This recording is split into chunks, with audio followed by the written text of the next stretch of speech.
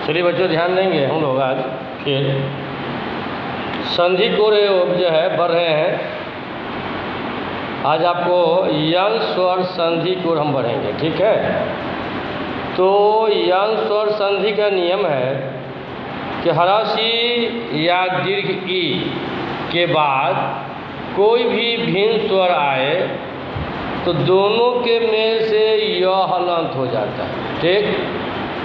और यदि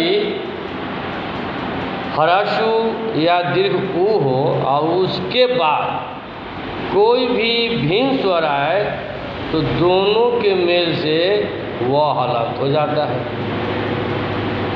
एवं री के बाद कोई भी भिन्न स्वर आए तो दोनों के मेल से और हो जाता है, ठीक है। तो स्वर संधि के इस विकार को हम लोग यंग स्वर संधि के नाम से जानते हैं। चलिए हम लोग लिखते हुए बढ़ते हैं, ठीक है। तो आइए यंग स्वर संधि।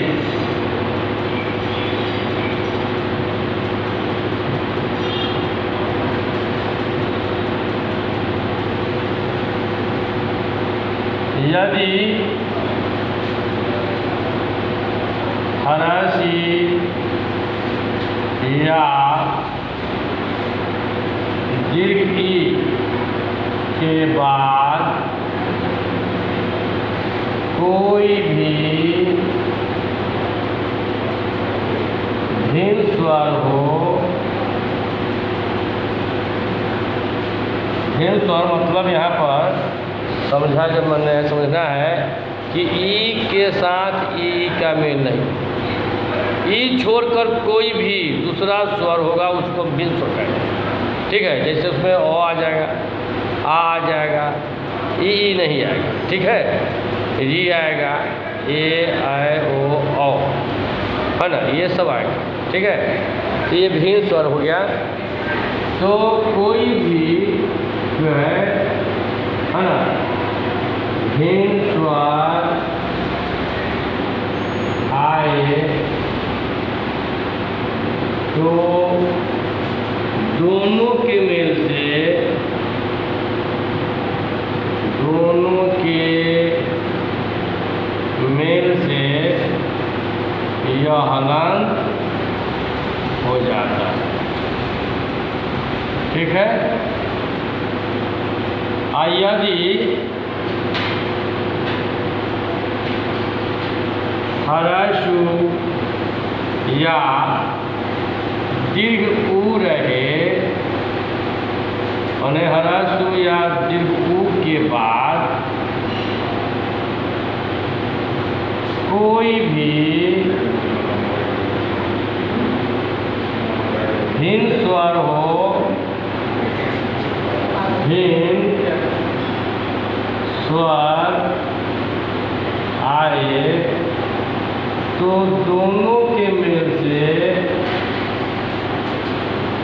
दोनों के मेल से वह हलंत हो जाता है, ठीक है।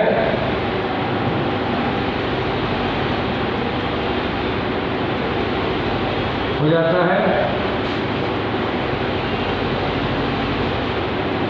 यदि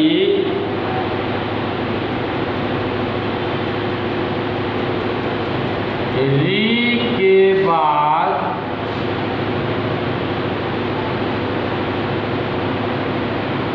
कोई भी भिन्न स्वर रहे तो दोनों के मेल से, दोनों के मेल से अर्थ हो जाता है। तो बच्चों स्वर संधि के इस विकार को स्वर संधि के इस विकार को यन स्वर संधि कहते हैं, यन स्वर संधि कहते हैं। ठीक है। जैसे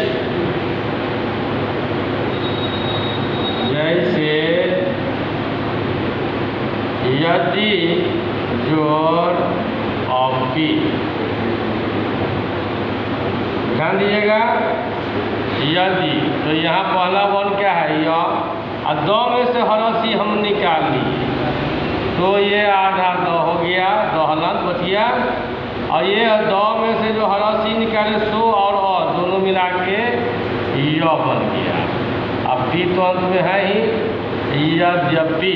ठीक, इसी प्रकार से अति प्लस आचार। ठीक है। तो अब जो है दोनों का संधि करेंगे, और तो में से हरसी जब निकालेंगे ना तो आधा तो। ठीक, और ये हरसी और आ मिल के क्या बन गया आपका या।